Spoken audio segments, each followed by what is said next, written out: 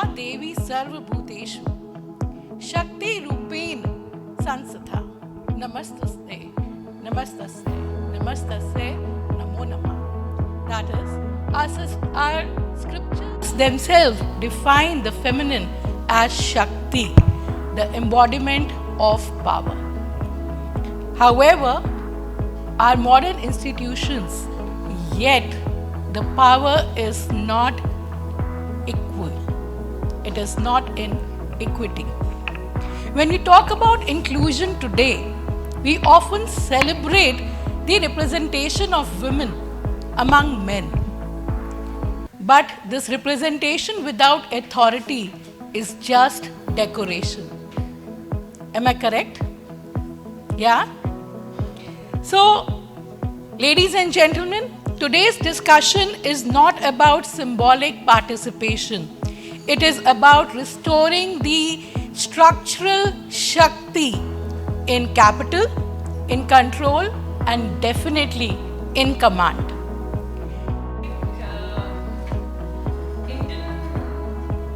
Indians culturally are very tech-savvy.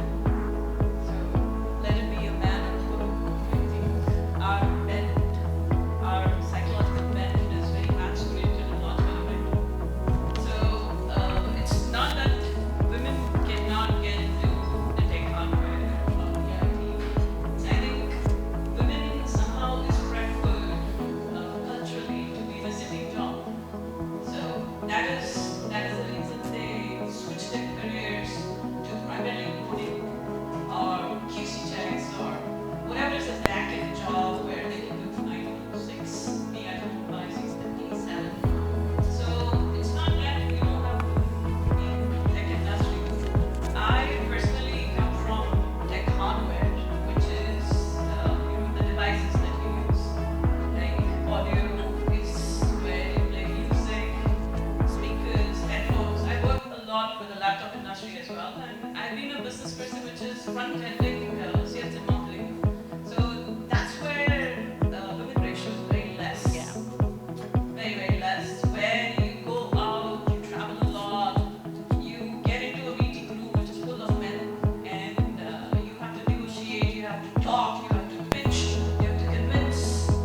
So that's where I would say it is challenging, but I think but it's a mindset and a confidence that someone said comes something. It's God's grace, it's inherent also, but it's very much related to how you're brought up in a family. So Obviously, it's been a long journey, close to 30 years, and one has discovered, rediscovered, reinvented oneself as one has gone along. There are things that you learn, there are things that you drop, unlearn, and then you go along further and pick up new things. But I think for me, what has been very steady since childhood, I would say, and I know, some of my panelists were sharing their experiences earlier before we started this panel as to what have been their moments when the world was against them or they did not get support and they do that. And as I was reflecting, I realized I was lucky enough never to be in a situation where I was not supported. And I think that for that, all the credit that I would want to give, extremely fortunate that my parents have always supported everything that I wanted to do. And maybe I am today where I am because of their unstinted faith and and their courage that they have shown and the trust that they have placed in me. Yes, we've had our differences in our approaches. Who doesn't? But at the end of the day, I think what I have observed about myself, and that probably has very subconsciously translated into leadership principles which have held me good since childhood, is a balance between clarity and courage. I remember I was speaking to you, ma'am, before the event, and you said that you were very clear, even when you were studying, that you wanted the doctor name in front of you. Right? It is absolutely true that there are biases still existing even today. Although earlier the biases were very different as to denial, resistance, and all of those things. Now they're like packaged with politeness.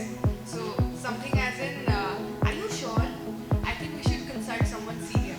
So there are biases. So how I personally overcome them is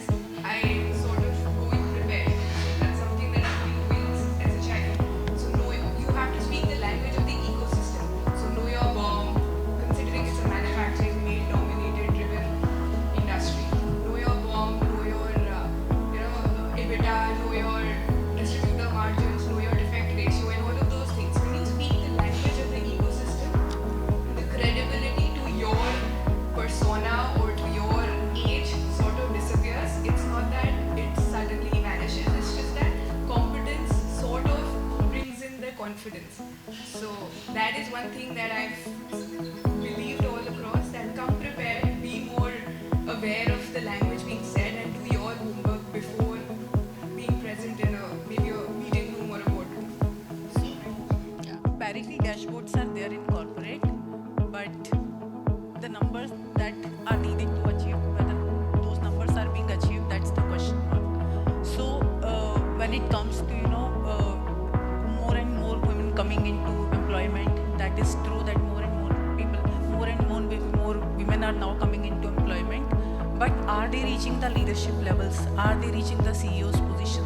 That is still the question. So there is certainly a need to track their career through pay parity, equal promotions, giving them equal playground, equal opportunities, and leadership, hand holding them, so that there are more and more CEOs in the system. And unless and until the leadership of the any organization is totally investing into this idea of gender parity, it's only optics. It's not creating really an impact, basically. According to a study, there are only 4 CEOs as against 4 women CEOs as against 100 male CEOs in India. Globally, this number is like 10%. For every 100 men CEOs, 10 are women.